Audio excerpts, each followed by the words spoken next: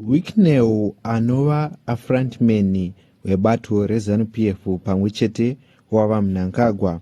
Opa anova a police officer wemunyika yeZimbabwe anoshanda as a sub-aqua diver. Uyu akabetseredza kutora ava vanhu vakawira mugomba rekanzuru vakafira imomo kubudiriro. Kusangana kwatinoita zvakare pano paYouTube channel yanyu yeHarare Networks patinobata nhau dzakasiyana-siyana dzinoitika maererano nedzinoitika munyika yedu nemunharaunda makatikomberedza. Zuva ranhasi takabata chiitiko chinova chiri chiitiko chiri kurwadza nyika yese yeZimbabwe, apo pachitsanangurwa mitumbi yevanhu 3 vakafira mugomba rekubudiriro umo mavakazobatsiridzwa kubuditswa imomo, asi upenyu panga pasisina. Nechiitiko ichi chekuti vanhu vakawira mugomba rakasiyiwa nekanzuru ranga riri pakati pekugadzirwa, rikunziwo vari kutsanangura kuti ranga rane nguva richida kugadzirwa gomba iri, asi vakangosiya rakadaro, rakaita kuti vanhu vazowira vanokwana kuita 3.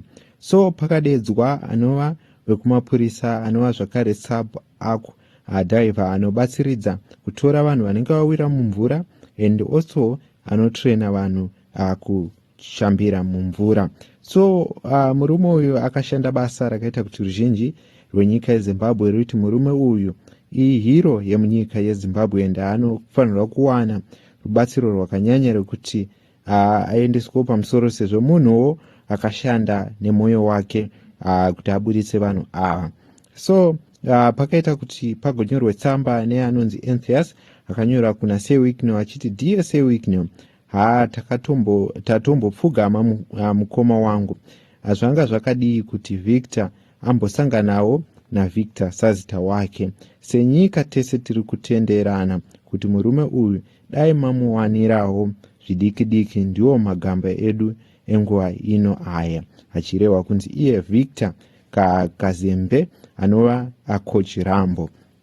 So murume uyu mukutenderedzwa kwenhau yake kwazoita kuti Wicknell Chivayo aresponde papost yaakanyorerwa achikumbirwa kunzi abatsiridze sub-aqua diver uyu anova Comrade Rambo kana kuti Victor.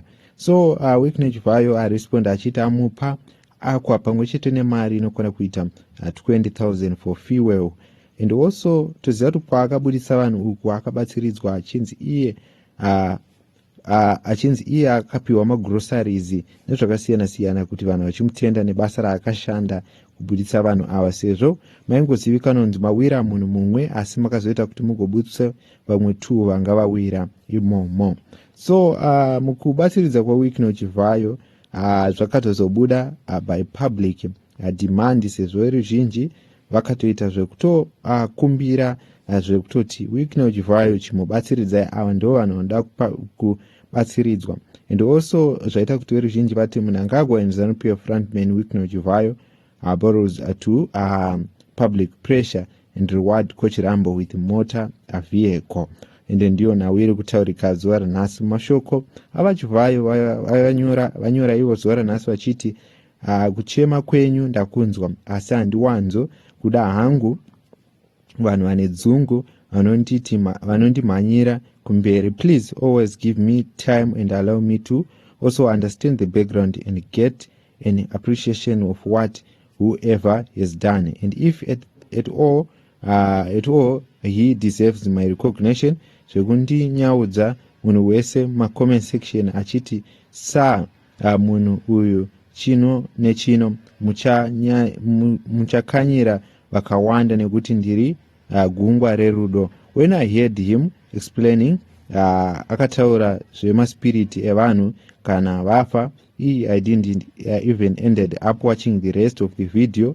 Visinei, all I heard was he was swimming in thick sewage water trying to save children somewhere muno muHarare. Aiwa, tinotenda mukoma, and for that I say well done. Rambai makadaro. Congratulations to you, my brother, for such brave courage and amazing love. On Saturday morning, you can proudly go and see Mazibaba Chipanga and collect a Toyota Aqua and $20,000 for fuel. God bless you. We need more patriotic Zimbabweans like you, kwete vana enthusiasts vanoswera vachiti rwisisa paindaneti vachitadza kudrowa mahandsome face edu. Ndiyo nhau yataurika. So shoko rakasvika rekukumbirwa Wycliffe Chivayo ndiye akabatsiridza munhu uyu.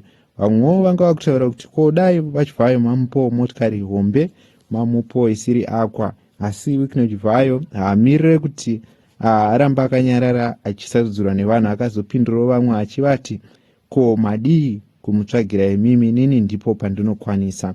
Asi tinongotenda nekubatsiridza kwaaita, ende ndo vanhu vanoda kuonekwa munharaunda sezvo ndio vanhu vari kushanda zvinotendwa nenyika yese. Tinotenda nenhau idzi ndidzo nhau dzataiva tikabata pano pachannel yenyu Harare Networks.